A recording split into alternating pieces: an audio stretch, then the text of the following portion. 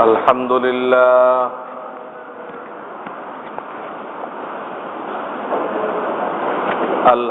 لله نحمده ونستعينه ونستغفره ونؤمن به ونتوكل عليه ونعوذ بالله من شرور أنفسنا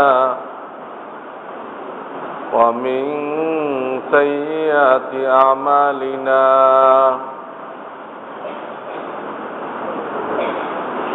من يهده الله فلا مضل له ومن يضلل فلا هادي له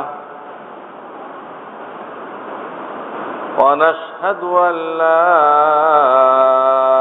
إله إلا الله وحده لا شريك له ونشهد أن سيدنا ومولانا محمدا عبده ورسوله صلى الله تعالى عليه وعلى آله وأصحابه وبارك وسلم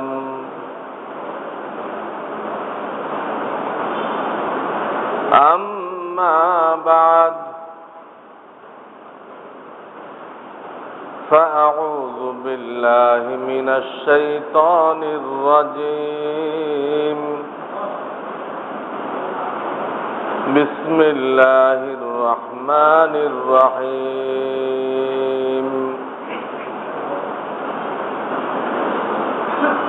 إنا نحن نزلنا الذكر وإنا له لحافظون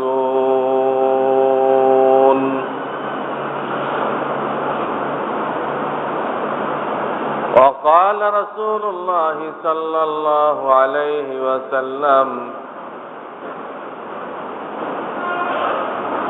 من جعل القرآن أمامه قاده إلى الجنة ومن جعله خلف ظهره ساقه إلى النار صدق الله العلي العظيم وصدق رسوله النبي الكريم ونحن على ذلك من الشاهدين والشاكرين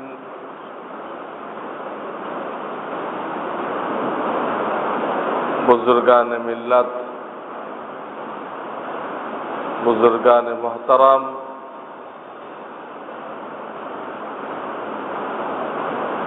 আজকে এখানে মজলিসের ঘোষণা করা হয়েছে, মাহফিলের ঘোষণা করা হয়েছে যে মসজিদের যে মাদ্রাসা আছে এই মাদ্রাসা থেকে যেসব ছাত্ররা হিফজ শেষ করেছে পুরা হাফেজ হয়ে গেছে। একটা হলো হেফজ শেষ করা,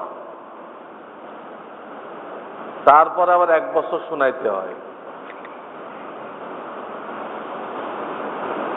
অনেক জায়গায় শেষ করলেই পাগড়ি দিয়ে দেন, এটা গলত তরিকা। এতে ওই ছেলেগুলোকে নষ্ট করে দেওয়া হয়, ওদের জন্য আর হাফেজ হওয়া কঠিন। তারা মনে করে পাগড়ি পেয়ে গেছি, হাফেজ হয়ে গেছে, আর কি পড়ব, আর তারা আগাইতে পারে না।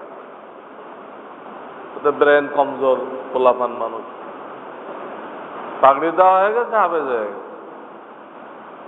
অনেক কর্তৃপক্ষ না জানার কারণে এই ভুলটা করে এবং এই ছেলেপেলেগুলো জীবন নষ্ট করে দেয়।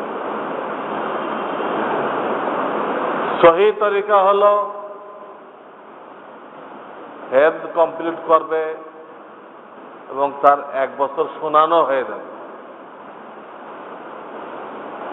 এখন সে কিতাবখানায় চলে যাবে।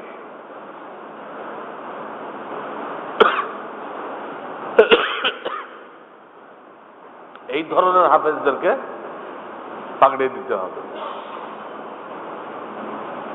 এখানে পাগড়ি দেওয়ার ভিতরে আর কোনো রিস্ক নেই, ওদের জীবনের ক্ষতি হবে না ইনশাআল্লাহ। এই পাগড়ির মাহফিল এটা। পাগড়ির মাহফিল মানে কোরআনের মাহফিল, কারণ তারা কোরআন 30 পারা কোরআন এই কলবের মধ্যে সংরক্ষণ করেছে। তার একটা স্বীকৃতি দেওয়া হয়েছে যে ছেলেগুলো হাফেজ হয়ে গেছে, আপনারা এদেরকে দিয়ে কোরআনি খেদমত নিতে পারেন। যেমন তারা নামাজ পড়াই দিল, তারাবির নামাজ পড়াই দিল, বিভিন্ন রকম দ্বীনি কাজ তাদেরকে দিয়ে করানো যাবে, তার একটা সনদ এই পাগড়ি। তো এটা আমরা সবাই খেয়াল রাখবো, শেষ করলেই যেন দেওয়া না হয়, শোনানো শেষ হওয়ার পরে দেওয়া হয়, যাতে এই ছেলেপেলেগুলো নষ্ট না হয়, লাইনচ্যুত না হয়। যেহেতু আল্লাহ তাআলা আমাদেরকে শিক্ষার লাইনে রাখছেন, আমার মূল কর্মকাণ্ড হলো শিক্ষা। বিভিন্ন খানাতে কিছু ওয়াজ নসিহত সময় সুযোগ মতো করে থাকি, কিন্তু জীবনের মূল সময়টা আমাদের পড়ার মধ্যে চলে গেছে, আর এখন পড়ানোর মধ্যে দিয়ে অতিবাহিত হয়েছে। কোনটা ছেলেদের জন্য ক্ষতিকর এটাও বলে দেওয়া আমাদের জন্য জরুরি। আমরা অনেকেই বিভিন্ন মসজিদে জড়িত আছেন, অনেকে অনেক মাদ্রাসার সাথে জড়িত আছেন, তারা এই বিষয়গুলো খেয়াল রাখবেন। তো তারা 30 পারা কোরআন সিনার মধ্যে সংরক্ষণ করছে। অল্প বয়স, যে বয়সে তারা কোনো কাজের যোগ্য না, তাদের দিয়ে কাজ নেওয়া আন্তর্জাতিকভাবে নিষিদ্ধ। এদের দিয়ে কোনো শ্রম নেওয়া যাবে না। খেলাধুলার বয়স। এই ছোট ছোট বাচ্চারা 30 পারা কোরআন, 6236টা আয়াত। আমরা মুসলমানরা এত পিছনে, খুব কম মুসলমান কোরআনের আয়াতের সংখ্যা বলতে পারবে। খুব কম মুসলমান একটাই মুখস্থ করে রাখছে, ভুল 6666। আরে 6666 তো কোথায় পাওয়া গেল? দলিল কি? কোনো দলিল দরকার নেই। প্রত্যেকের ঘরে কোরআন শরীফ আছে, ওখানে প্রত্যেকটা সূরার সাথে লেখা আছে সূরা ফাতিহা 7 আয়াত, অমুক সূরা 200 এত আয়াত, প্রত্যেক সূরার সাথে আয়াত লেখা আছে। আর এখন কম্পিউটারের জামানা, ক্যালকুলেটর জামানা। আপনি হিসাব করেন,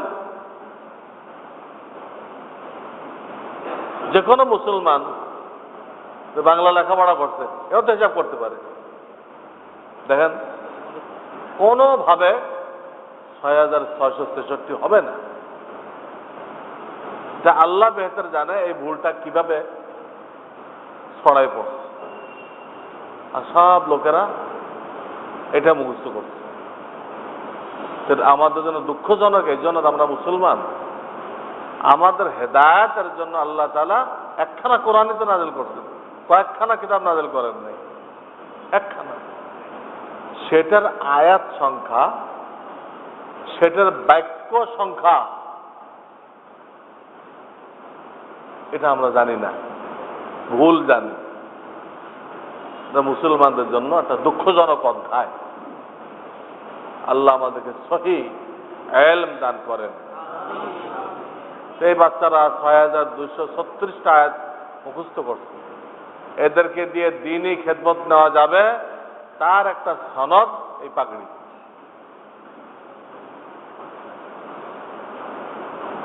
এই পাগড়ির প্রথা স্বয়ং নবী আলাইহিস সালাতু সালামই শুরু করে গেছে। একবার তিনি মজলিসের মধ্যে ছিলেন, কথা বলতেছিলেন,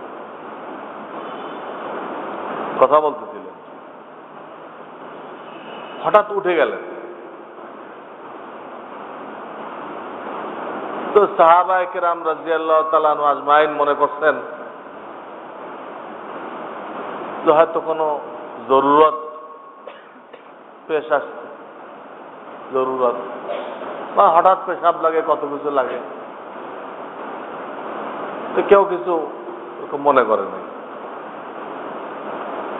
তো অনেকক্ষণ হয়ে গেছে, কিন্তু নবী আলাইহিস সালাতু সালাম আর আসতেছেন না। তখন সবাই পরেশান হয়ে গেল, হুজুর চলে গেছে, যদি কোনো জরুরতে যাইতেন এতক্ষণ তো লাগার কথা, বাসায়ও যান নাই। তখন সাহাবায়ে কেরাম পরেশান হয়ে গেল, আর কই গেল। আর মদিনায় হুজুরের অনেক দুশমন ছিল, তারা মুনাফিকিন, ইহুদ, তারা হুজুরের দুশমন, জানের দুশমন। কতবার যে মারার জন্য চেষ্টা করছে, বকরির মধ্যে বিষ মিশাই দিচ্ছে। ওরা পরেশান হয়ে গেল, পরেশান হয়ে চতুর্দিকে ছড়াই পড়লেন। আল্লাহ রসুল কোথায় গেলেন? হযরত আবু হুরায়রা বলেন যে আমি একটা বাগানে গেলাম, কিন্তু বাগানের চতুর্দিকে দেওয়াল দেওয়া, গেট বন্ধ করা। এখন এর ভিতরে আছে কিনা বোঝার তো কোনো উপায় নেই। চারিপাশে ওয়াল, মেইন গেট বন্ধ, ঢোকার কোনো রাস্তা পাইতেছেন না। উনি বলেন চারপাশে চক্কর দিলাম, কোনো রাস্তা আছে কিনা। চক্কর দিয়ে এতটুকু পাইলেন যে একটা পানির নালা ওই ওয়ালের নিচ দিয়ে গেছে, পানির নালা। বাগানে যে পানি দেওয়া হয়, কুয়াতে উঠায় ওই নালাটা, যেখান থেকে ঢোকাও খুব কঠিন, চিপা। হযরত আবু হুরায়রা রাদিয়াল্লাহু তাআলা বলেন যে আমি নিজেকে একটু মোলায়েম করে নিলাম। ওখানে উনি উদাহরণ দিচ্ছেন শিয়ালের সাথে। শিয়াল যেরকম অল্প জায়গাতে যাওয়ার সময় নিজেকে একটু লম্বা করে নেয়, শরীরটাকে ঢিলা করে দেয়, কামা ইয়াহতাফিজুস সালাব, সালাব মানে হলো শিয়াল। তা আমিও বডিটাকে এরম করে নিলাম, নিয়ে কষ্ট করে ওই ড্রেনের মধ্যে ঢুকলাম। ঢুকে যখন বাগানের ভিতরে গেছি, তো দেখি যে নবী করিম সাল্লাল্লাহু আলাইহি সাল্লাম ওই বাগানের মধ্যে মোরাকাবার ভিতরে আছে, ধ্যানরত আছে। এটা আল্লাহ তাআলা এক একদিন এক শানে থাকেন। মানুষ তো বুঝতে পারে না, নবীগণ বুঝতে পারেন, নবীগণ বুঝতে পারেন। তখন ওই আল্লাহ শান অনুযায়ী ইবাদত শুরু করে দেন। কোরআন শরীফের আয়াতে আছে, সূরা আর রহমান, কুল্লা ইয়াউমিন হুয়া ফি শান, কুল্লা ইয়াউমিন হুয়া ফি শান। তো ওই দিন যে শানে ছিলেন আল্লাহ তাআলা, ওই শানটা তিনি ওহীর মাধ্যমে জানতে পারতেন। তো ওই শানের চাহিদা মজলিস না, ইজতিমাই ইবাদত না, ওই শানের চাহিদা হলো ইনফিরাদি, ইনফিরাদি ইবাদত, একা একা আল্লাহর দিকে মনোনিবেশ করা। এটা বুঝতে পারার সাথে সাথে উনি চলে আসছে,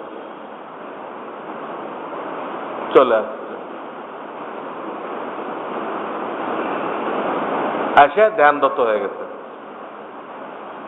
হযরত আবু হুরায়রা কাছে যায় যখন সালাম দিলেন, হুজুর উত্তর দিলেন, এরপরে আবু হুরায়রা রাদিয়াল্লাহু তাআলা আনহু तमाम সাহাবা একরাম যে পরেশান, যে আল্লাহ রসুলকে তো কেউ শহীদ করে দেয় নাই, এই খবর জানাইলেন। সবাই পরেশান, আপনাকে খুঁজতেছে, অন্য কেউ তো পায় নাই, আমি এই দেনের মধ্যে আসার কারণে আপনাকে পেয়ে গেছি, এই কথা বলবেন। তখন নবী করিম সাল্লাল্লাহু আলাইহি সাল্লাম সবাইকে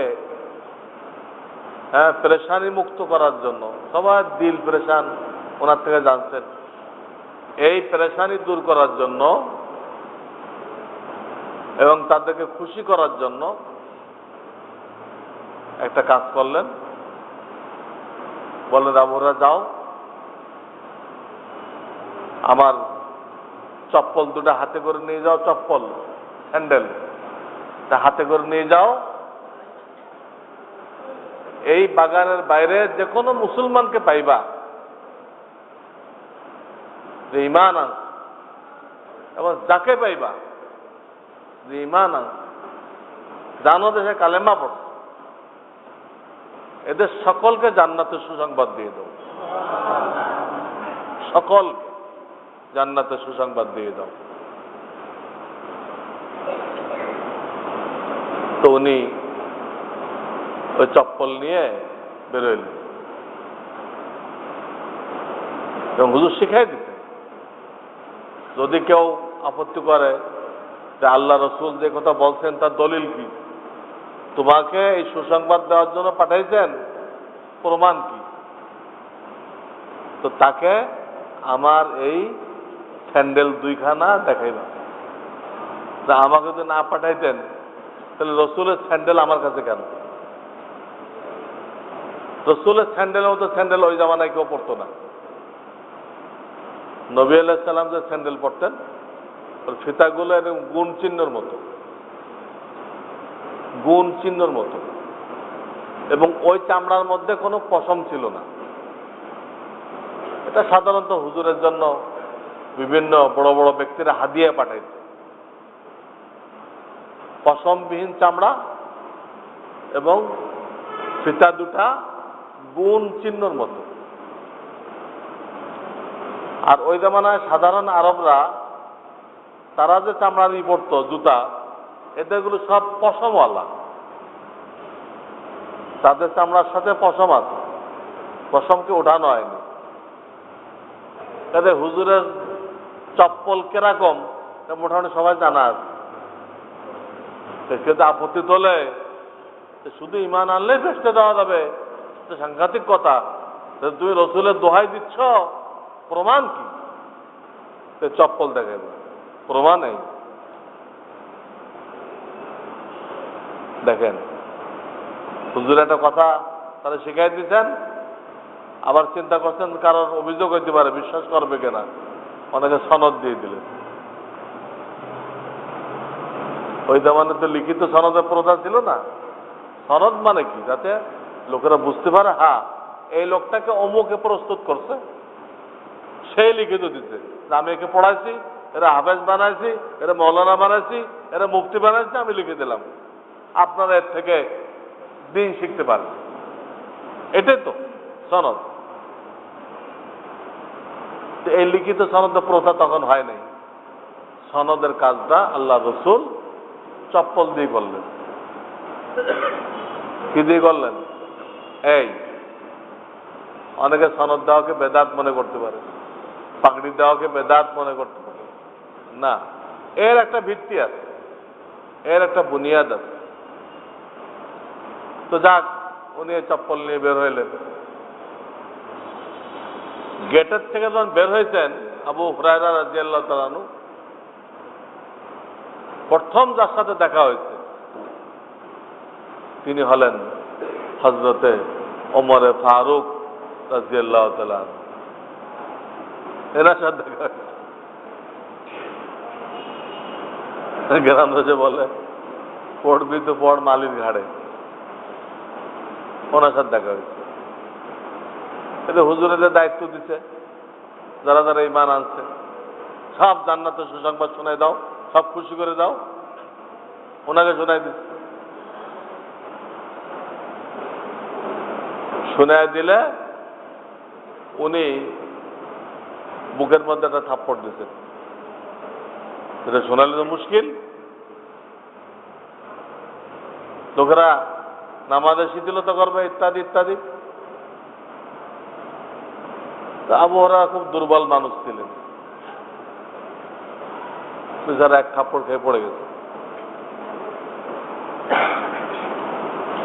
পড়ে উঠে উনি কাঁদতে কাঁদতে নবী আলাইহিস সালাতু ওয়াস সালাম দরবারে চলে গেছে যে হুজুর আপনি দায়িত্ব দিয়েছিলেন, আমি পয়লা এক ব্যক্তির উপর দায়িত্ব পালন করছি, করে থাপ্পড় খাচ্ছি।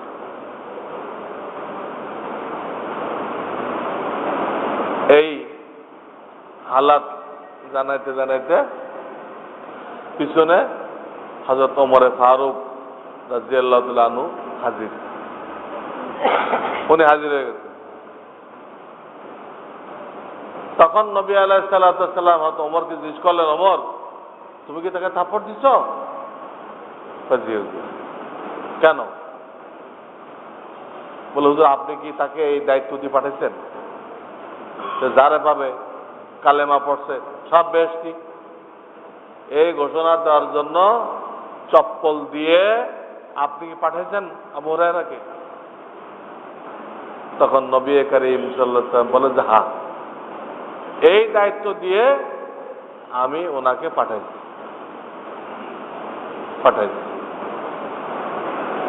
তখন ওমরে ফারুক রাদিয়াল্লাহু তাআলা আনহু হুজুরের কাছে অনুরোধ করলেন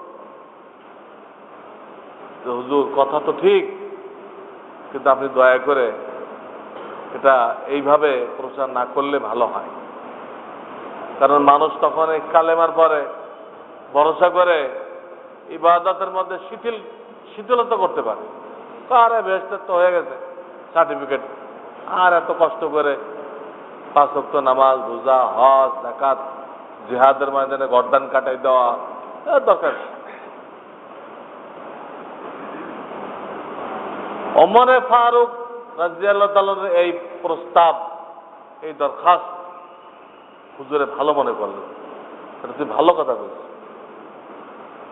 এরপর তিনি আবু হুরায়রাকে বলেন যে ঠিক আছে, এটা আর কাউকে বলার দরকার নেই, এই মুহূর্তে বলার দরকার নেই।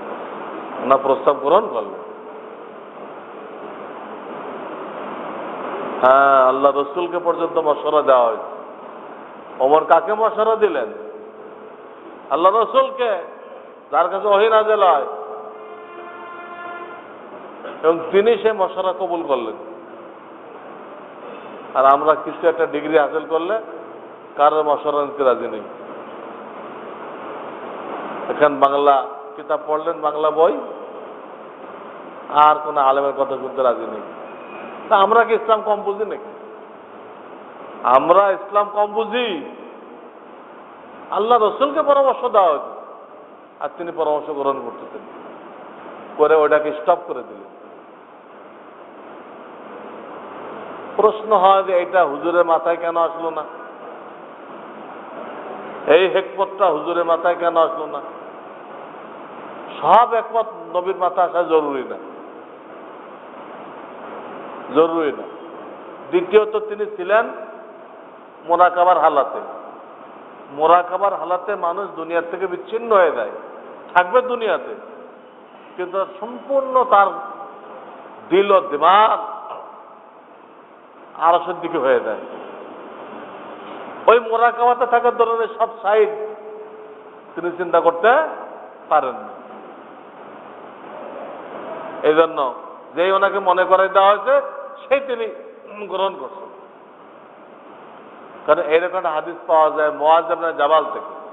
মুআজ ইবনে জাবাল উনি বলেন যে আমি একবার দেখতে হুজুরের সাথে যেতেছিলাম, একটা গাধায় চড়ে, হুজুরের মধ্যে আর আমার মধ্যে এই সামান্য ব্যবধান, এক সাওয়ারিতে যেতেছিলাম।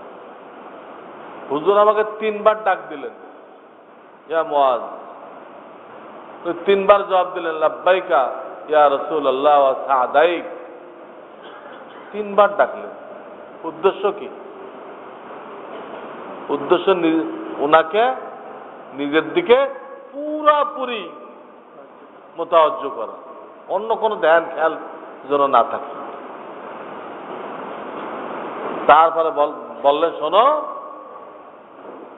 দুনিয়াতে যে কেউ অন্তর থেকে, অন্তরের বিশ্বাসের সাথে লা ইলাহা ইল্লাল্লাহ পড়বে, এরপরে কায়েম থাকবে, সে বেহেশতে যাবে।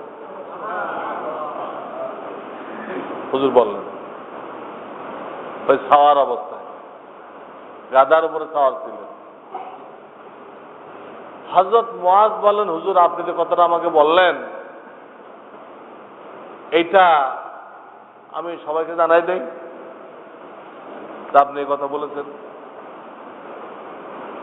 হুজুর বলেছেন, না, এটা বলো না, এটা বলো না, তাহলে লোকেরা এরপরে ভরসা করে, এই সুসংবাদের উপরে ভরসা করে নেক কাজের মধ্যে ঢিলামি করবে। লা ইলাহা ইল্লাল্লাহ, জান্নাত তো হাসিল হবে, কিন্তু জান্নাতের দরজাগুলো, পজিশনগুলো তো আমল দিয়ে হাসিল হবে। জান্নাতের উচ্চ দরজা লাগবে না? এটা হলো পাস করে গেলেন, আর তাহলে স্টার মার্ক পাইলেন। হ্যাঁ, কি গোল্ডেন পায়? Golden plus. এগুলো হাসিল করা কোনো কাজ না। শুধু কালেমা পড়লো, কালেমার উপরে কায়েম থাকলো, জান্নাত তো হাসিল হয়ে যাবে। জান্নাতে তো গোল্ডেন প্লাস পাইতে হবে, ওইগুলো তো হবে কিসের দ্বারা? আমলের দ্বারা। তো হুজুর ওনাকে মানা করে দে, বলো না।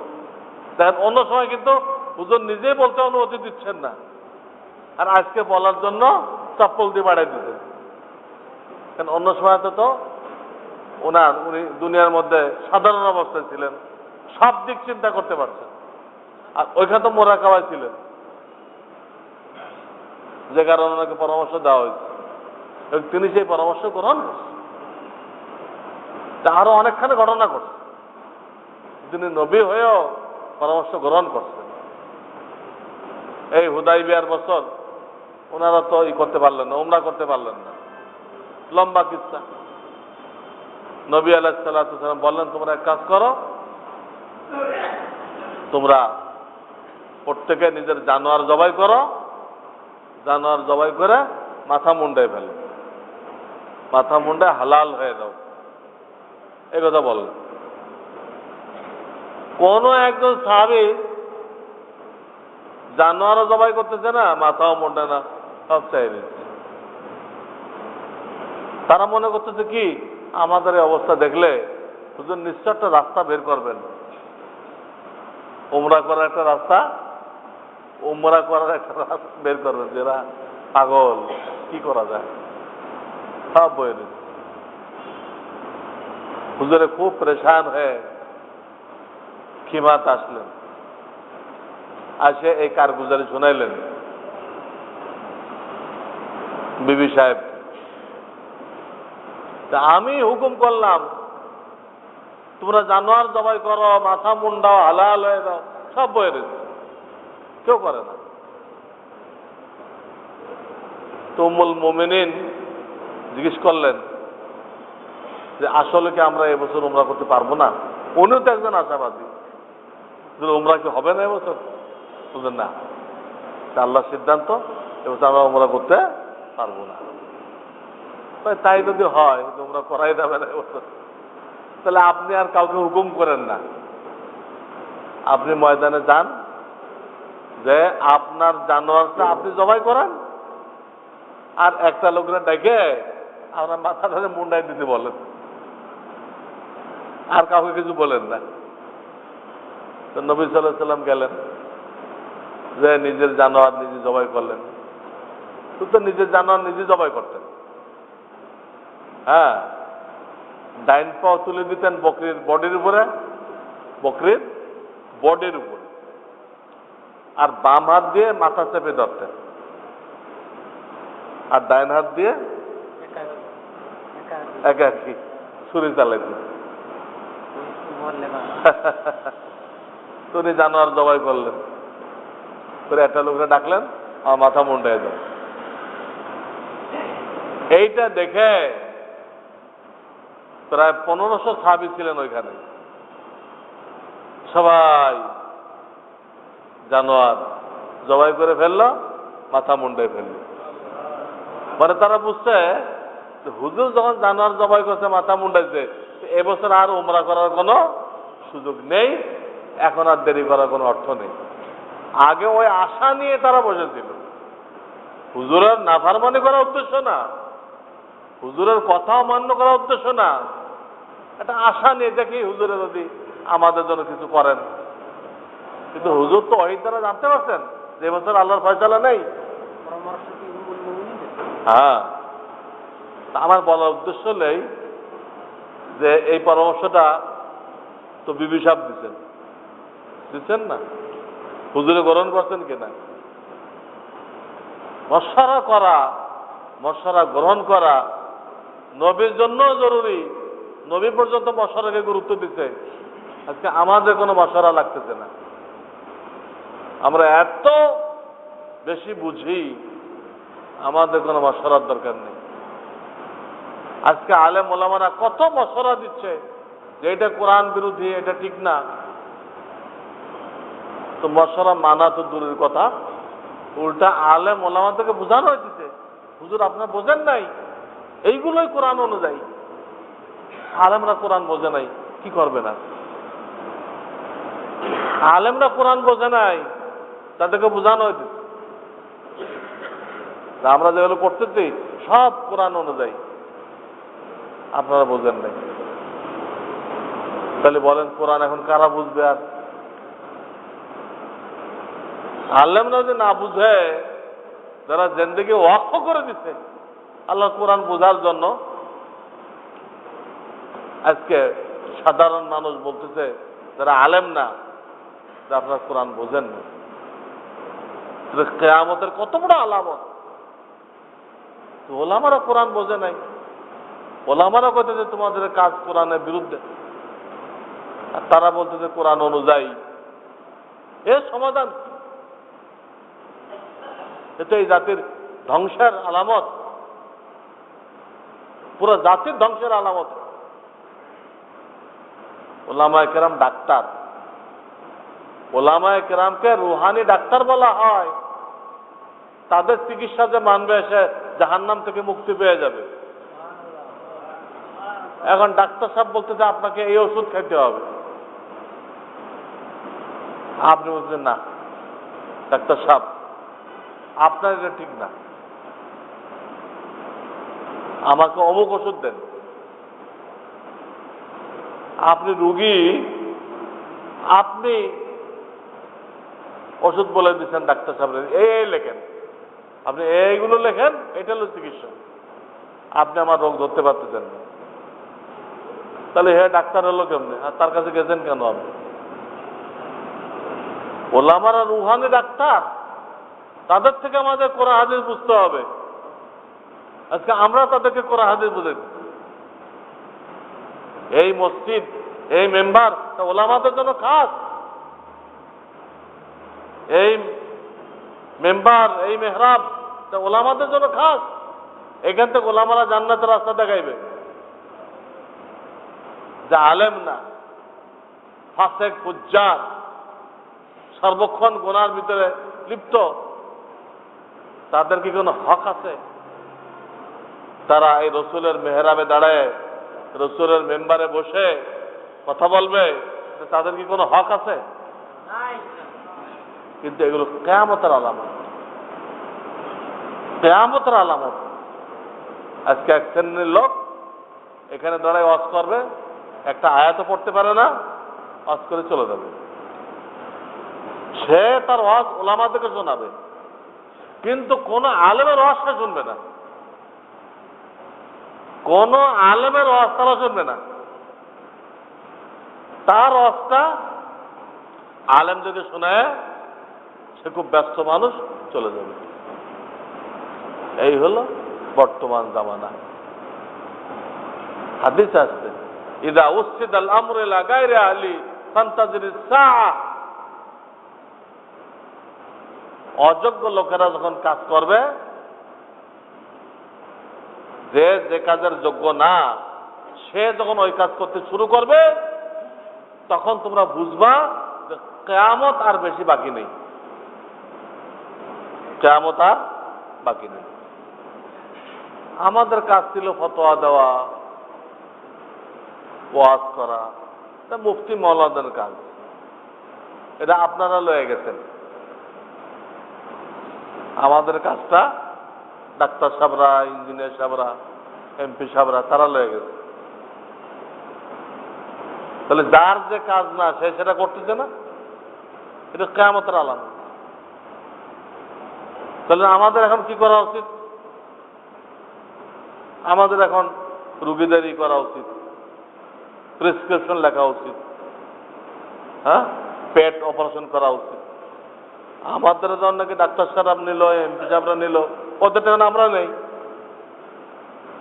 এতে কি মানুষের স্বাস্থ্য ঠিক হবে, না কবরস্থান আবাদ করা হবে? আমরা মুফতিরা যদি পেট কাটতে আরম্ভ করি, সুস্থতা বাড়বে না কবরস্থান আবাদ করা হবে? কবরস্থান আবাদ করা হবে। বেশি বেশি লোক কবরে যাবে, মারা যাবে। এটা আমার কাজ না, আমার কাজ না। আমি করতে গেছি, শারীরিক দিক দিয়ে মানুষ মারা যাবে, শারীরিক দিক দিয়ে। আর আপনার কাজ না, আপনি এটা করতে গেছেন আপনার ক্ষমতার জোরে, তো রুহানি দিক দিয়ে লোকজন সব মারা যাবে। আমরা পেট কাটতে গেলে, অপারেশন করতে গেলে শারীরিক মৃত্যু হবে মানুষের, আর আপনারা মানুষকে কোরআন হাদিস বুঝাইতে গেলে রুহানি মৃত্যু হবে। মানুষ ঈমান হারা হয়ে যাবে, দ্বীনের মজলিস গুনাহের মজলিস হয়ে যাবে। দ্বীনের মজলিস কি হবে? গুনাহের মজলিস। এই মাহফিল ছিল দ্বীনের মাহফিল, কোরআনের মাহফিল, নাকি নাট্যমঞ্চ ছিল? বলেন। আমি তো কোরআনের মাহফিল শুনে আসছি এখানে। আপনারা চুপি চাপে কি অন্য কোনো ঘোষণা দিচ্ছিলেন? নাট্যমঞ্চ, কোরআনের মাহফিল। তাহলে কোরআনের সাথে হারাম কাজের কি সম্পর্ক? ইসলামে কোন প্রাণীর ছবি তোলা থেকে ইজাজত দেয়? ইজাজত দেয়? কোন মুফতি বলতে পারবে তোলা হয়েছে কিনা এখানে? সেটা কেমন দিনী মাহফিল আছে না বদ্দিনের মাহফিল হয়ে গেছে? সওয়াবের মাহফিল হয়েছে না গুনার মাহফিল হয়েছে?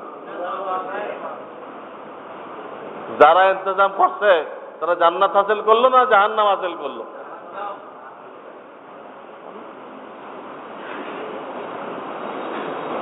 আমি তো এগুলো দেখার পরে কথা বলার টেন্ডেন্সি একদম নষ্ট হয়ে গেছে, আমার হারাই গেছে। কি বলবো? একটু আগে যেন গুনার সরাসরি হলো, সেখানে আমি কিভাবে যাব আমি বুঝতে পারছি না। গুনার বাজনা বানানো হয়েছে। দিন ওটাকে বলে যেটা খালেস কোরআন অনুযায়ী হয়।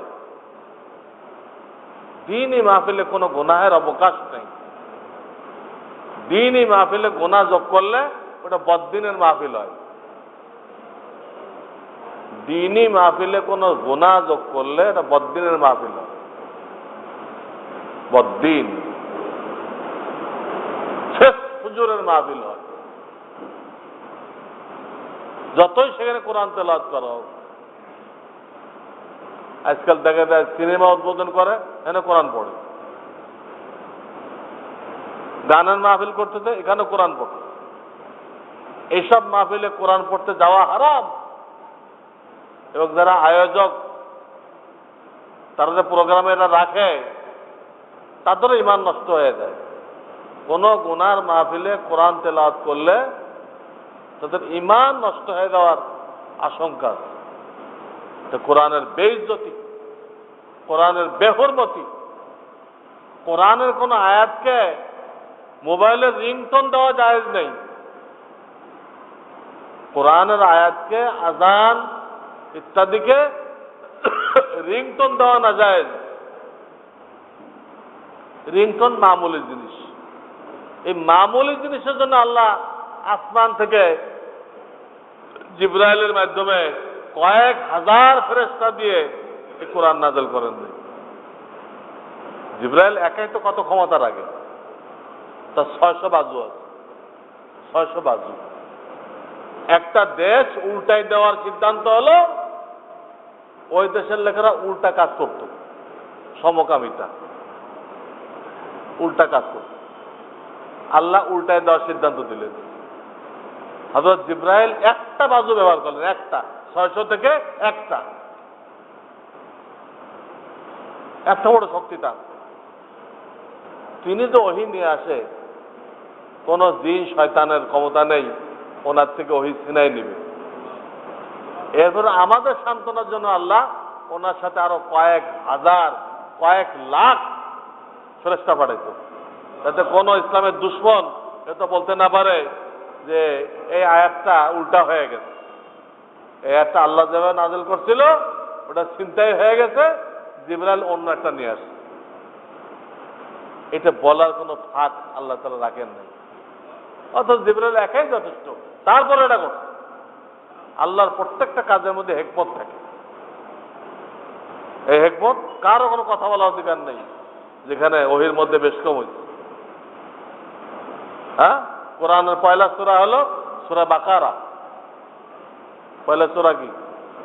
আপনারা বলবেন ফাতিহা। ফাতিহা তো কোরআনের ভূমিকা, পুরা কোরআনের কি ভূমিকা। এই জন্য এটা কোনো পাড়ার মধ্যে দাখিল না।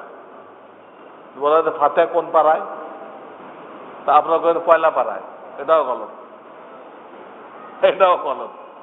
এটা কোনো পাড়ার সাথে না, এটা পুরা কোরআনের ভূমিকা। পুরা কোরআনে যা আছে ফাতিহার মধ্যে তাই আছে।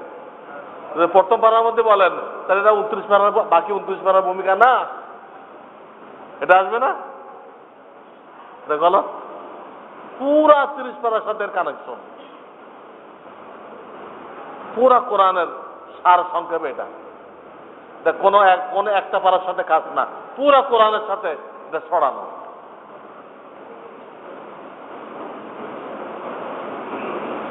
তো প্রথম সূরা হলো বাকারা। এই বাকারা আল্লাহ শুরু করছেন আলিফ লাম মিম। অর্থ করেন, দুনিয়ার কারো সাধ্য নেই এটা অর্থ করেন। সব তাফসীর লিখে গেছে আল্লাহু আ'লামু বিমুরাদিহি বিযালিক। এর অর্থ একমাত্র আল্লাহ এবং আল্লাহ রাসূল জানে, আর কেউ জানে না। কেউ জানে না। এটা পয়লা সূরার মধ্যে কেন রাখা হলো? অনেক হিকমত আছে। একটা হিকমত এই যে আল্লাহ জানেন যে কিয়ামতের আগে যে সকল ফিতনা আসবে, এর মধ্যে একটা ফিতনা এই যে কিছু লোক বলবে তো তার মতো কোরআন পড়লে কোনো ফায়দা নেই। কোরআনের অর্থ না বুঝে তো তার মতো যদি পড়া হয়, এইটার কোনো ফায়দা নেই। এই বলে তারা অনেক লোকরে মাহরুম করবে। আমি এইভাবে পড়া কোনো ফায়দা নেই। আমরা তাফসির মাহফিল করি, এইখানে আছে। আরে তাফসির মাহফিল করো, তুমি কি পড়তে পারো কোরআন শরীফ? কিসের তাফসির মাহফিল করো তুমি? তুমি তো কোরআন দেখে পড়তেই পারো না। তুমি যে আয়াতটা টেড়া ব্যাখ্যা করে পড়লা, ওর একটা শব্দ দিয়ে অর্থ বলা হয়, মাঝখান থেকে শব্দ না হয়, এই শব্দের অর্থ কি? তুমি অর্থ বলতে পারবো না। তুমি বাংলা খান নিয়ে দাঁড়াই গেছো তাফসির মাহফিল, আর লোকজনরা কইতেছ তো তুতার মতো কোরআন তেলাওয়াত করলে কোনো ফায়দা নেই। এই ফিতনাতে খাড়া হবে তা আল্লাহ জানতেন না? খুব জানতেন। এই ফিতনাকে বাতিল করার জন্য আল্লাহ পয়লা আয়াত এমন ভাবে নাযিল করতেন যার অর্থ কিয়ামত পর্যন্ত কেউ বুঝবে না, কিন্তু সব হবে। আলিফ লিখতে 3 অক্ষর, লাম লিখতে 3 অক্ষর, মিম লিখতে 3 অক্ষর, এখানে 9টা অক্ষর আছে। দেখতে 3টা, আসলে কয়টা অক্ষর আছে? 9টা অক্ষর আছে। 9টা অক্ষর তেলাওয়াত করলে আল্লাহর এখানে সর্বনিম্ন সওয়াব হলো 10। সর্বনিম্ন সওয়াব কত? 10। 9 10 কে 90। 90টা নেকি হবে। আর হাশরের ময়দানে একটা নেকি যদি বেশি হয়ে যায় গুনার থেকে, আল্লাহ তাকেও মাফ করে জান্নাতের ফয়সালা করবে। একটা নেকি বেশি হইলে এই ফজিলত, গুনাহ মাফ। সেনা আলিফ লাম মিম পড়ে কয়টা পাইলেন? 90 নেকি পেলেন, কম পক্ষে। এ তো কম, আল্লাহ বেশিও দিতে পারেন। ফায়দা হচ্ছে কিন্তু আপনি অর্থ জানেন না। অর্থ জানেন না, ফায়দা হলো কিনা? অথচ কিছু লোক বলতেছে যে তোতার মতো কোরআন পড়লে কোনো ফায়দা নেই, কোরআন যদি বুঝে না পড়া হয় কোনো ফায়দা নেই, এটা বলতেছে। এই ফিতনার দাঁত ভাঙ্গা জবাব দেওয়ার জন্য আল্লাহ শুরুতে এটা রাখে, মিয়া অর্থ না বুঝে পড়লে কোনো ফায়দা নেই, তো এটার অর্থ বুঝো, এটা অর্থ করো। কেউ অর্থ করতে পারবে না। অর্থ করা ছাড়াই কি হইতেছে? ফায়দা হইতেছে। কি ফায়দা? 90 নাকি পাওয়া গেল, খালি 90 নাকি, অন্তর থেকে গুনার জং মুছে যাবে, আল্লাহর নৈকট্য বাড়বে। আলিফ লাম মিম পড়লো, অর্থ কিছুই জানে না, কিন্তু আল্লাহর নৈকট্য বেড়ে গেছে। ডাক্তাররা ওষুধ লেখে, আমরা কি আর বিস্তারিত গুণাগুণ জানি? এই ওষুধে কি কি কাজ হয়, কি কি ফায়দা হয়, কতটা সাইড আছে জানি আমরা? কিন্তু ফায়দা হইতেছে কিনা? তো জাহেরি ওষুধ গুণাগুণ জানা ছাড়া যদি ফায়দা হয়, তো রুহানি ওষুধ তর্জমা বোঝা ছাড়া কেন ফায়দা হবে না? অবশ্যই ফায়দা হবে। বাকি এর এই অর্থ না, তাহলে আর অর্থ বোঝার দরকার নেই। অর্থ বুঝতে চেষ্টা করবে, অর্থ বুঝতে চেষ্টা করবে। প্রত্যেক মসজিদে তাফসির মাহফিলের ব্যবস্থা রাখবে। সপ্তাহে অন্তত একটা দিন এক রুকুর তাফসির শিখবে, যে আল্লাহ এই রুকুতে এই কইতেন। এটা অস্বীকার করা যাবে না, চেষ্টা করতে হবে। কিন্তু ওই চেষ্টা করতে যায় আপনি একটা গলত কথা বলবেন, তুতার মতো পড়লে কোনো ফায়দা নেই, এই কথা বলার কোনো অবকাশ নেই। এটা ফিতনা, এটা বেঈমানি কথা, বেঈমানি কথা।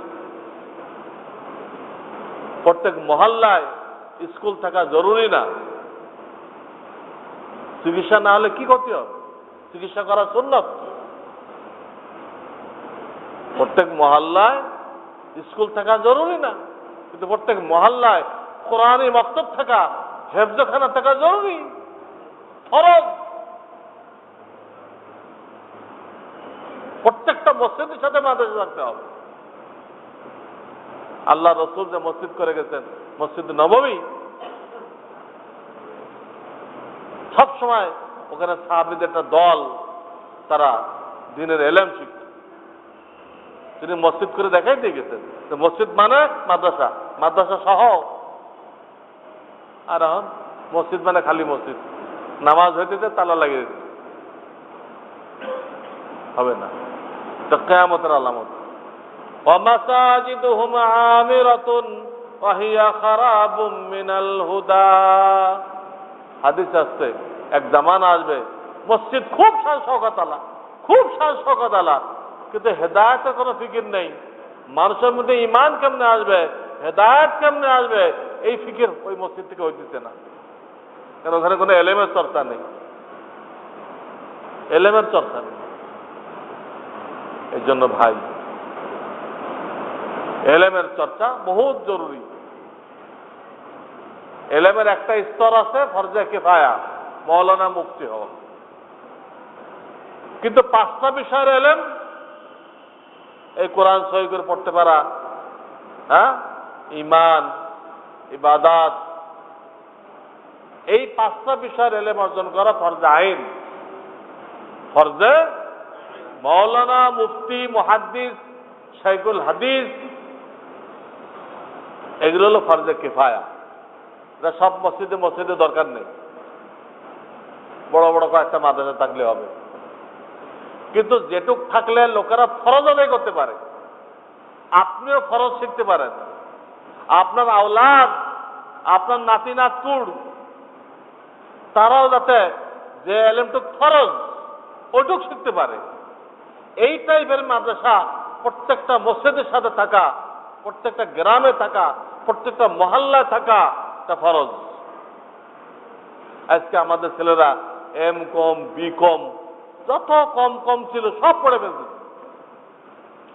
কিন্তু আত্মায়িত পড়তে পারে না, আত্মায়িত পড়তে পারে না, দোয়া কোনো পড়তে পারে না, হালাল হারাম জানে না, চায়ের কাপটা ডাইন হাত দিয়ে ধরতে হবে না বাম হাত দিয়ে ধরতে হবে জানে না। আল্লাহ রসুল বলে গেছে বাম হাত দিয়ে শয়তানে খায়। হ্যাঁ, এম কম বি কম সব পড়ে বাম হাত দেখে দিচ্ছে। শয়তানকে জাহেরি ভাবে যদি কেউ অনুসরণ করে তো আল্লাহ তাআলা তার দিলটাকেও শয়তানের দিলের মতো বানাই দেয়। শয়তানের দিল কেমন? শয়তানের দিল অহংকারে ভরা, শয়তানের দিল অহংকারে ভরা, যে কারণে আল্লাহ আদেশ দেওয়া সত্ত্বেও শয়তানের বাবা আদমকে সেজদা করতে পারল না, বাবা আদমকে সেজদা করতে পারল না। আপনি বাহ্যিক ভাবে যখন শয়তানকে ফলো করবেন, বাম হাত দিয়ে খাইলেন, হাদিস আসছে আপনার দিলকে আল্লাহ ঘুরায় শয়তানের মতো বানিয়ে দিবে, তখন আপনার ভিতরে অহংকার পয়দা হবে।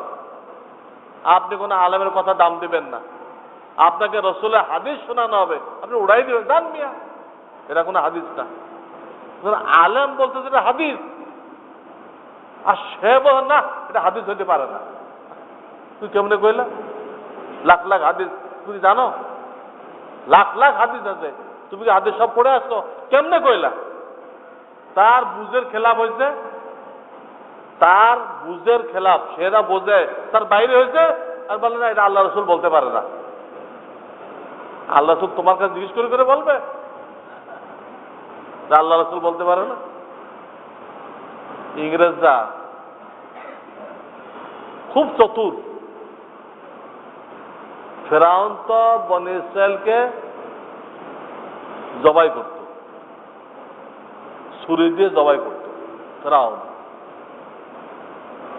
ইংরেজরা খুব চতুর ছিল, বলল যে না, ছুরি দিয়ে জবাই করলে বিশ্বে আমাদের বদনাম হয়ে যাবে, বিশ্বে আমাদের, যে আমরা ভারতবর্ষে এত লক্ষ শিশু জবাই করছি, কাজেই তাদেরকে ছুরিবিহীন জবাই করতে হবে। ইংরেজরা পরিকল্পনা করলো যে ফেরাউনের মতো ছুরি দিয়ে জবাই করতে গেলে বিশ্বে বদনাম হবে, কাজেই আমরা এই দেশের মুসলমানদের ছেলেদেরকে জবাই করবো, ঠিক আছে জবাইটা ঠিক, কিন্তু ছুরিবিহীন। ছুরিবিহীন জবাইটা কিরকম হবে? এদেরকে এমন একটা সিলেবাস দিয়ে দিতে হবে, যে সিলেবাস পড়ার পরে এরা আল্লাহর কোরআন, নবীর সুন্নাত সম্পর্কে কিছুই জানতে পারবে না, সব কিছু থেকে মাহরুম থাকবে। তখন সে ছুরিবিহীন জবাই হয়ে গেল।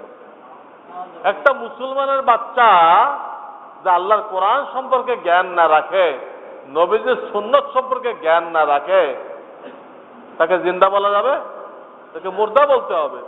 হাদিস মাসালুল্লাযী ইয়াযকুরু রাব্বাহু ওয়াল্লাযী লা ইয়াযকুরু কামাসালিল হাইয়্যি ওয়াল মাইয়িত। এই হাদিসে যারা আল্লাহর দ্বীনের চর্চা করে তাদেরকে জিন্দা বলা হয়েছে, যাদের কাছে দ্বীনের চর্চা নেই, দ্বীনের এলেম নেই, তাদেরকে মুর্দা বলা হয়েছে। তাহলে ইংরেজরা তাদের শাসন আমলে সিলেবাস দিয়ে গেল, আমাদের ছেলেপেলেকে কোরআন সুন্নাত তালিম থেকে একদম সুকৌশলে মাহরুম করে দিল। তাহলে এই হাদিস অনুযায়ী তারা মুর্দা হয়ে গেল না? বুঝতেছেন আমার কথা? এরা ফেরাউনের মতো ছুরি দিয়ে জবাই করে নাই, ছুরিবিহীন জবাই করছে। তাদের ছুরি হলো তাদের শিক্ষানীতি, ইংরেজদের ছুরি হলো ইংরেজদের শিক্ষানীতি। এই শিক্ষানীতি সম্পর্কে লর্ড ম্যাকেল, লর্ড বলা ঠিক না, ম্যাকেল বলছে যে আমরা শিক্ষানীতি দিয়ে গেলাম। এটা পড়ার পরে এই দেশের ছেলেপেলে ইয়ং জেনারেশন দেখতে ভারতীয় থাকবে, বাংলাদেশি থাকবে, কিন্তু চিন্তা ভাবনার দিক দিয়ে, কৃষ্টি কালচারের দিক দিয়ে সে লন্ডনই হয়ে যাবে। ঠিক লন্ডন আলাদের যে রীতিনীতি ওইগুলো পালন করবে, পরিষ্কার বলে দিয়ে গেছে। তার ধ্যান ধারণা লন্ডনের মতো হবে, কোরআন সুন্নাহ অনুযায়ী হবে না। আর এক ইংরেজ, এটা উইলিয়াম হান্টার, হান্টার বলে গেছে যে আমরা এদেশে একটা সিলেবাস জারি করছি সরকারি ক্ষমতা দিয়ে। এই সিলেবাস পড়ার পরে এদেশের যুবক যুবতীরা তার দিনদার নামাজি বাপমাকে নিয়ে উপহাস করবে।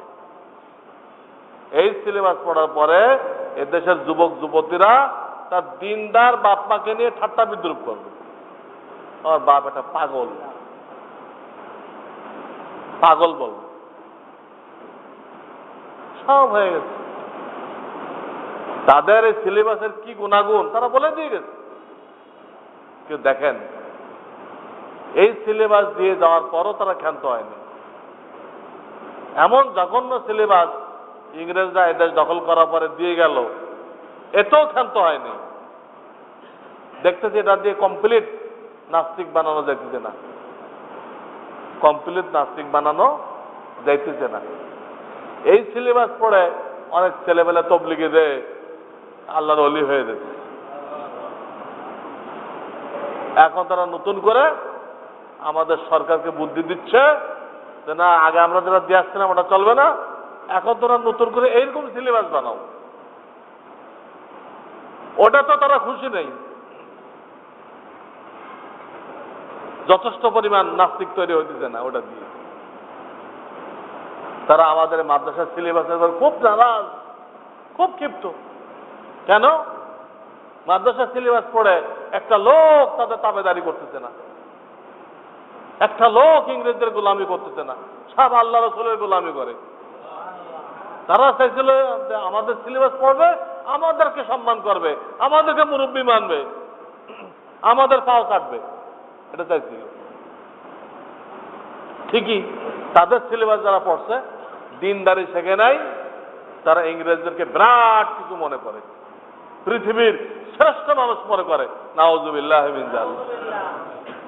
অথচ এইগুলো পায়খানা করে পানি নেয় না, তাদের ছেলেপেলেরা বাপের নাম বলতে পারে না, শুকুর খায় আর কুকুর লয়ে পড়ে থাকে। দেখবেন প্রত্যেকের গাড়ির মধ্যে কুকুর, পায়খানা করে পানি নেয় না। ছেলেরা বাপের নাম কইতে পারে না, ছেলে কইতে বলবে, তার মায়ও তো বলতে পারে না। তার মা একদিন এই ক্লাবে ছিল, আর একদিন ওই ক্লাবে ছিল, আর একদিন এই ক্লাবে ছিল, কোনটাতে বাচ্চা আসতে কেমনে বলবে? এইসব হারামজাদা। তারা আইন পাস করছে, স্কুলে বাপের নাম লেখানো হবে না, অন্যায়, মায়ের নাম লেখা হবে। আইন পাস করছে কেন? যারা আইন বানাইছে এও তো বাপের নাম জানে না। সংসদের আইন বানাইছে এও তো বাপের নাম জানে না, তো বাধ্য আইন বানাইছে। তারা চাইছিল সারা দুনিয়া তাদের সিলেবাস চলবে, তাদের তাবেদার তৈরি হবে। এখন দেখতেছে এই মাদ্রাসার থেকে পড়ে তাদের কোনো তাবেদার তৈরি হইতেছে না। এই জন্য মাদ্রাসা শিক্ষাকে ধ্বংস করার জন্য তারা নতুন করে একটা শিক্ষানীতি আমাদের সরকারের উপরে চাপাই দিচ্ছে।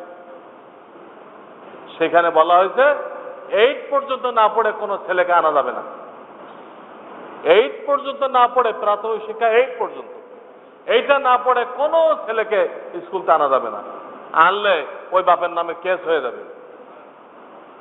গ্রামে গ্রামে কমিটি করে দিচ্ছে 8 পড়তে। তা আমি গত বছর তেজগাঁও রেলওয়েতে একটা নুরানি মাদ্রাসা আছে না, 7 তলা ভবন, এখানে বলছিলাম যে এই সিলেবাস যে করতেছেন আপনারা, তা আমাদের দেশে লক্ষ লক্ষ ছেলে পেলে হাফেজ, যাদেরকে দুনিয়ার কোনো কাজ নেওয়া যাবে না, তাদের সিনার মধ্যে 30 পারা কোরআন, যা আমাদের দেশের জন্য কত বড় রহমত, কত বড় বরকত। খালি তাই না, আপনি পৃথিবীর যেখানে যাবেন এই বাংলাদেশে হাফেজ সাহেবদেরকে পাবেন। পৃথিবীর যেখানে যাবেন এই হাফেজ সাহেবরা সারা দুনিয়ায় ছড়াই পড়ছে, এবং সেইখান থেকে তারা ইমামতি করে করে ওখান থেকে রিয়াল পাঠাই দিতে, ডলার পাঠাই দিতে, সরকারের রিজার্ভ বাড়াই দিচ্ছে লক্ষ লক্ষ। এদের পিছনে সরকারের 1 পয়সা ইনভেস্টমেন্ট নেই, অথচ এদের ওসিলায় আমেরিকার থেকে, লন্ডন থেকে, লন্ডন আমেরিকা আমার বহু সাগরের, তারা ওখানে নামাজ পড়েছে, মাসে মাসে ডলার পাঠাইছে, লক্ষ লক্ষ ডলার এই হাফেজরা পাঠাইছে। সরকারের 1 পয়সা ইনভেস্ট নেই, আর সরকার পাইতেছে এত ডলার। তাই বললাম যদি আপনারা এটাকে চালু করেন তাহলে এই দেশের ছেলে পেলে আর হাফেজ হতে পারবে না। কারণ হেফজের শেষ বয়স হলো 14 থেকে 15 বছর। হেফজ করার শেষ বয়স হলো 14 থেকে 15 বছর। এর মধ্যে হেফজ কমপ্লিট করতে হয়। এরপরে মানুষ সাবালেগ হয়ে যায়।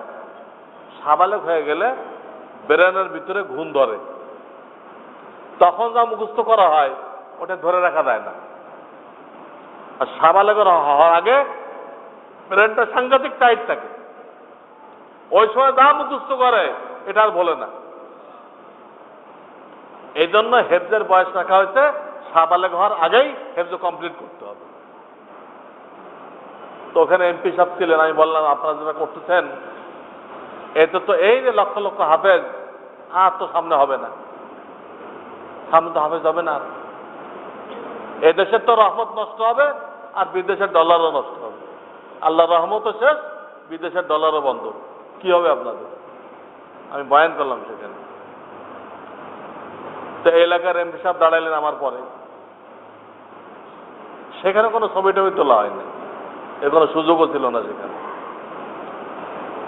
উনি বলেন যে আমি আপনাদেরকে আশ্বস্ত করতেছি যে আমরা এটাকে বাধ্যতামূলক করব না, যে 8 না পড়ে কেউ মাদ্রাসা আসতে পারবে না, এরকম বাধ্যতামূলক করব না। আপনাদের ছেলেপেলে হাফেজ হতে পারবে, এবং আপনারা সাক্ষী থাকেন যদি এই সিলেবাস পাস হয় আমি প্রথম ব্যক্তি, আমি সংসদ থেকে পদত্যাগ করব, সংসদ থেকে পদত্যাগ করব, এই কথা বলছি। তো এবছর অনুষ্ঠান ছিল এই মাদ্রাসায় অভিভাবক দিবস, ওরা আমার বয়ান ছিল। আমি বয়ানের মধ্যে এমপি সাহেবকে খুঁজলাম আজকের মাহফিলে এলাকার এমপি সাহেব আছেন কিনা। আপনি গত বছর পদত্যাগ করতে চাইছিলেন, যে এই সিলেবাস পাস হলে পদত্যাগ করব, আপনি করছেন কিনা? মাইকে খুঁজলাম, মাইকে খুঁজছি আমি। এই রেলওয়ে মাদ্রাসায় জিজ্ঞেস করেন, গত বছরের কিস্তা জিজ্ঞেস করেন, এই বছরের কিস্তা জিজ্ঞেস করেন, কোনো এমপি দাঁড়ায় নেই, ছিলই না। আমরা সব হক কথা বলে দিচ্ছি, বলা আমাদের দায়িত্ব। আল্লাহ আমাদেরকে আলেম বানাইছেন, আল্লাহ আমাদেরকে আলেম বানাইছেন এই কথাগুলো পৌঁছাই দেওয়ার জন্য। দুনিয়াদাররা জুলুম করতে পারে, অত্যাচার করতে পারে, কিন্তু তার ভয়ে আমরা হক কথা বলবো না, এটা তো হবে না। আমাদের জীবন আল্লাহর দ্বীনের জন্য উৎসর্গিত। আমরা বলি পুলিশদেরকে, তোমরা এক সরকারের চাকরি করো, তোমরা সেই সরকারের অর্ডার বাস্তবায়ন করো করো, আমরাও এক সরকারের চাকরি করি। মহান রব্বুল আলামিন, আমাদের দায়িত্ব ওই সরকারের চাকরি ঠিক রাখা, তার চাকরিটা কি হক কথা মানুষের কাছে পৌঁছায় দেওয়া। এটা তোমরা যে কোনো সিদ্ধান্ত করো, কিছু আসে যায় না আমাদের। মৃত্যু একই দিন হবে, কম বেশি হবে না। আলেমরা চুপ করে থাকবে না, সাফ বলে দেবে এটা ইসলামের পক্ষে না বিরুদ্ধে। এরপর যদি জাতি সেগুলো গ্রহণ করে আর ধ্বংস হয়, তো ওলামারা দায়ী থাকবে না। যারা সরকার পরিচালনা করে তারা দায়ী থাকবে, আর জাতি যদি প্রতিবাদ না করে তারা দায়ী থাকবে। ওলামারা তাদের দায়িত্ব পালন করেন, যে ফতোয়ার বিরুদ্ধে হাইকোর্টে রায় হয়েছে, এটা গলত, এই রায় গলত। কারণ বিচারকরা বুঝছে ফতোয়া কি, কেউ জেনা করলে দুর্রা মারে, এটা হলো ফতোয়া। মুসলমান দেশের বিচারকরা যদি এই বুঝে, অথচ আমার লেখা ফতোয়া ইসলামিক ল 2 ভলিউমে সারা বাংলাদেশে ছড়াই পড়ছে। কমপক্ষে হাইকোর্টের 8 জন বিচারকরে এই আমার ফতোয়া, ফতোয়া রহমানিয়া, আমার লেখা, আমার সংকলিত দেওয়া হয়েছে। রহমানিয়া একটা বিয়ে ছিল একজন প্রবীণ উকিল সাহেবের ছেলে, আর আমাদের মহল্লার তবলিগের আমির সাহেবের মেয়ে। উনি তো অনেক প্রবীণ উকিল, তো বর্তমান বিচারকরা সব তার বন্ধু। এই বন্ধু হওয়ার সুবাদে 1 বছর আগের কথা বলছি, ওই বিয়েতে সব হাইকোর্টের বিচারক চলে আসে। সেখানে আমি ইসলাম বিবাহ কাকে বলে বুঝাইলাম, এবং আমার লেখা ফতোয়া তাদেরকে গিফট করা হচ্ছে। তারা খুললে দেখবে ফতোয়া কি জিনিস, মানে উজুর মশলা, নামাজের মশলা, রোজার মশলা, যাকাতের মশলা, এইসব মশলা, এই হলো ফতোয়া। শরিয়তের বিধান যে পাবলিক জিজ্ঞেস করে, ওলামারা জবাব দেয়, ওইটা ফতোয়া। গ্রাম্য মূর্খ লোকেরা দুর্রা মারে, এটা তো ফতোয়া না। কোন মুফতি দুর্রা মারতে বলবে না, কেন মুফতি সাহেবরা জানে যে এই ক্রিমিনাল ল জারি করা, দণ্ডবিধি জারি করা, এটা সরকারের কাজ, জনগণের কাজ না। দণ্ডবিধি জারি করা কার দায়িত্ব? সরকারের দায়িত্ব। কোন মুফতি দুর্রা মারার ফতোয়া দিবে না, এটা পাবলিকের কাজ না। আর যারা করে তারা মুফতি না, তারা গ্রাম্য মূর্খ মানুষ। এই মূর্খ মানুষের যে সালিশ, এই সালিশের নাম দিতে ফতোয়া দিয়ে আসল ফতোয়া নিষেধ করা হয়েছে। যেটা একটা ভুল সিদ্ধান্ত। যে সিলেবাস করা হয়েছে এটাও গলত সিলেবাস। সব ধর্মে সে ধর্মের কিতাবের নাম বলা হয়েছে, তাদের নবীর নাম বলা হয়েছে, যে অমুক কিতাবের আলোকে অমুক নবীর আদর্শ অনুযায়ী ছেলেদেরকে গড়ে তোলা হবে। যেরকম বাইবেলের অধ্যায় লিখছে, বাইবেলের আলোকে ঈসা আলাইহিস সালামের আদর্শের উপরে খ্রিস্টানদের ছেলেদেরকে গড়ে তোলা হবে। কিন্তু কোরআন, মুসলমানদের শিক্ষার আলোচনা যেখানে আছে, সেখানে না কোরআন সুন্নাহর নাম আছে, না মুহাম্মদ রাসূলুল্লাহর নাম আছে। ঠিক বলা উচিত ছিল যে মুসলমান ছেলেদেরকে কোরআন হাদিসের শিক্ষা অনুযায়ী, মুহাম্মদ রাসূলুল্লাহর আদর্শ অনুযায়ী শিক্ষা দেওয়া হবে। সব জায়গায় বলতে পারলা তাদের নবীর নাম, তাদের কিতাবের নাম, কিন্তু ইসলামের এখানে এসে একদম উজ্জ্বল কিচ্ছু বলা হয়নি। তার মানে তারা মন গড়া ইসলাম শিক্ষা দিবে, কোরআন হাদিসে ইসলাম শিক্ষা দিবে না। এই সরকারের সাথে ব্যাগ নিয়ে যারা দৌড়াই দিতে, ওদের কাছে সহি এলেম নেই। এরা মাজারপন্থী, বেদাতি, মাজারপন্থী বেদাতি। তো ওরা যে ইসলাম শিক্ষা দিবে, তো কোরআন সুন্নাহ অনুযায়ী হবে না, রাসূলের আদর্শ অনুযায়ী হবে না, আগে ফাঁক রেখে দিচ্ছে। শিক্ষানীতি গলত, ফতোয়ার বিরুদ্ধে রায় গলত, তারপরে এখন আমার মহিলাদের বলা হয়েছে ছেলেদের সমান পাবে। এ তো একদম কোরআনের উপর হস্তক্ষেপ, কোরআনের আইনকে উল্টায় দেওয়া। এত বড় গজবের কাজ যদি বাস্তবায়ন করা হয়, এই এক গজবে বাংলাদেশ ধ্বংস হয়ে যাবে।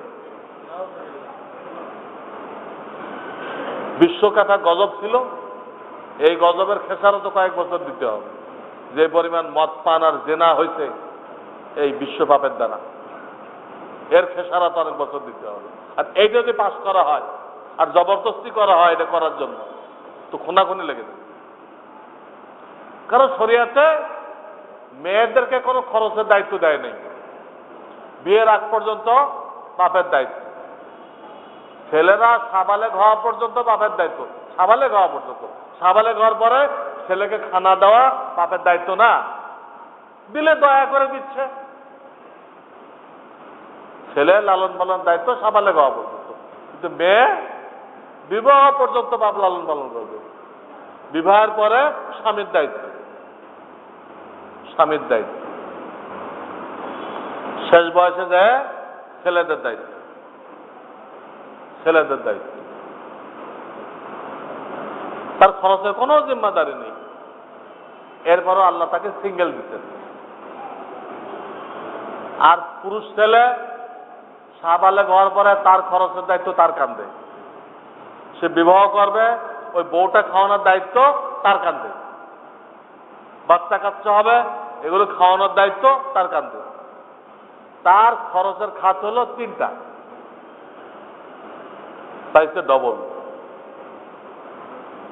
আর মেয়েদের খরচের কোনো খাত নেই, পাইছে সিঙ্গেল। আর এর খাত 3টা, পাইছে ডবল। তাহলে কে বেশি পাইল? মেয়ে বেশি বলো। কোনো খাতই নেই, তাও সে পাইতেছে। যদি সে 1 গুণ পাইতো আর ভাইকে 3 গুণ দেওয়া হইতো, তাহলে হয়তো সমান সমান। তো সমান তো দেয় নাই আল্লাহ। মহিলারা দুর্বল দেখে তাকে বেশি দিচ্ছে।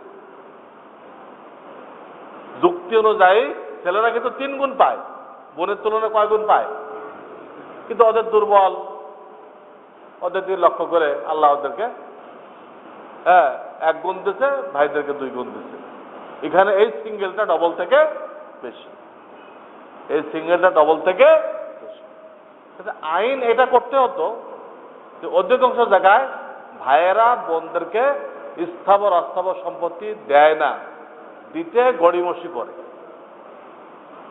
কাজে এই ব্যাপারে আইন করতে হলে এই আইন করতে হতো যে 10 দিনের মধ্যে, বাপের মৃত্যুর 10 দিনের মধ্যে যেসব ভাইয়েরা বোনদেরকে অংশ দিবে না তাদের বিরুদ্ধে মামলা হবে, এই আইন। এখন তো 1 গুণটাও পাইতেছে না, তুমি 2 গুণ দিচ্ছ, ওই 1 গুণে উসুল করতে পারতেছে না। 10 গুণ দিলে লাভটা কি? 10 গুণ দিলেন কিন্তু সে দখল পাইল না, লাভ আছে? এইটা কেমনে পায়, এর আইন করতে হতো। আর সমান অধিকার না বলে ন্যায্য অধিকার বলতে হতো। সমান অধিকার কইলে তাহলে স্ত্রীরা মোহর পায় না, মোহর পাবে না। স্ত্রীরা মোহর পাইলে স্ত্রীর দায়িত্ব স্বামীকে মোহর দেওয়া। স্বামী যদি স্ত্রীকে মোহর দেয়, স্ত্রীরা স্বামীকে মোহর দিতে হবে। এবং সমান অধিকার হইলে কোনো মহিলা স্বামীর থেকে খরচ পাবে না। স্বামীর দায়িত্ব চাকরি করে নিজের খানার ব্যবস্থা করা, আর স্ত্রীর দায়িত্ব চাকরি করে নিজের খানার ব্যবস্থা করা। তো স্বামীর থেকেও খরচ পাবে না। যদি স্বামীর কাছে পায় তো স্বামী আবার তার কাছে পাবে। যেহেতু ব্যাখ্যা করার সময় নেই, আমি ব্যাখ্যা করতাম যে সমান অধিকার কইলে কত জায়গায় প্যাঁচ লাগবে এবং মেয়ে লোকেরা কত বেশি ঠকবে, 1000 জায়গায় ঠকবে। 1 জায়গায় বেশি দিতে গেছে, ভাই সমান করছে, আর 100 জায়গায় মারুফ করছে। বেকুব, এর নাম হলো বেকুব। এই বেকুব হচ্ছে আলেমদের কাছে জিজ্ঞেস করতো, আলেমদের পরামর্শ নিত, তাহলে মহিলারা কিন্তু পাইতো। এখন তো আরো বেশি মাহরুম করার ব্যবস্থা করা হয়। আল্লাহ আমাদেরকে বোঝার তৌফিক দান করুক। আমার কথা হলো এই ধরনের মাদ্রাসা প্রত্যেক মহল্লায় যেন থাকে এবং আমরা যেন এই মাদ্রাসার সাথে জুড়ে থাকি মৃত্যু পর্যন্ত। এই ধরনের মাদ্রাসায় ছেলে দিব, দান দিব, সমর্থন দিব, আমরা যেন জুড়ে থাকি। এবং আমরা খেয়াল রাখবো দ্বীনি মাহফিলকে যেন গুনার মাহফিল না বানাই। দ্বীনের সাথে গুনাহ মিলাই দিলে ওটা দ্বীন থাকে না, বদ্দীন হয়। ওটা জান্নাতের মাহফিলটা জাহান্নামের মাহফিল হয়ে যায়। আমরা খেয়াল রাখবো আমাদের কারোর দ্বারা কোনো দ্বীনের মাহফিল যেন বদ্দীনের মাহফিল না হয়ে যায়। আল্লাহ তাআলা আমাদের সকলকে আমল করার তৌফিক দান করেন। ওয়া আখিরু দাওয়ানা আনিল হামদুলিল্লাহি রাব্বিল আলামিন। সুবহানাল্লাহি ওয়া বিহামদিহি সুবহানাল্লাহিল আযীম। اللهم صل على محمد النبي الأمي وعلى آله وسلم تسليما. ربنا لا تزغ قلوبنا بعد إذ هديتنا وهب لنا من لدنك رحمة إنك أنت الوهاب. رب ارحمهما كما ربياني صغيرا. رب اجعلني مقيم الصلاة ومن ذريتي ربنا وتقبل دعاء. ربنا اغفر لي ولوالدي وللمؤمنين يوم يقوم الحساب. ربنا وآتنا ما وعدتنا على رسلك ولا تخزنا يوم القيامة إنك لا تخلف الميعاد. ربنا تقبل منا إنك أنت السميع العليم وتب علينا إنك أنت التواب الرحيم. سبحان ربك رب العزة عما يصفون وسلام على المرسلين والحمد لله رب العالمين. آمين.